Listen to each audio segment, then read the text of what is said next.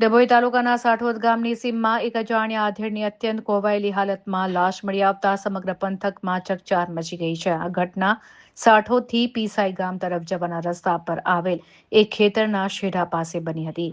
સાઠોદ ગામની સીમમાં પ્રવીણભાઈ કનુભાઈ ડોડિયાના ખેતર પાસે કામ કરી પરત ફરી રહેલા મજૂરોને અસહ્ય દુર્ગંધ આવતા તેઓએ તપાસ હાથ ધરી હતી. આ દરમિયાન શેઢા પર એક અજાણ્યા આધેડની લાશ મળી આવી હતી. લાશ ઘણા દિવસોથી પડી રહી હોવાને કારણે સંપૂર્ણપણે કોવાઈ ગઈ હતી, જેના લીધે પ્રાથમિક તબક્કે મૃતકની ઓળખ કરવી મુશ્કેલ બની છે. આ ઘટનાની જાણ થતાં જ ડભોઈ પોલીસનો કાફલો સ્થળ ઉપર દોડી આવ્યો હતો. પોલીસે લાશનો કબજો મેળવી પંચનામું કર્યા બાદ તેને પોસ્ટમોર્ટમ માટે મોકલવાની તજવીજ હાથ ધરી છે. લાશ મળવાના સમાચાર ફેલાતા જ આસપાસના ગ્રામજનોના ટોળે ઘટના સ્થળ ઉપર ઉમટી પડ્યા હતા.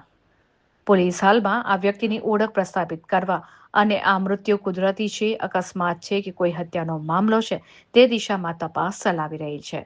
હાલમાં અકસ્માત મોતનો ગુનો નોંધી વધુ તપાસ હાથ ધરવામાં આવી છે. પોસ્ટમોર્ટમ રિપોર્ટ આવ્યા બાદ જ મોતનું સાચું કારણ સ્પષ્ટ થશે.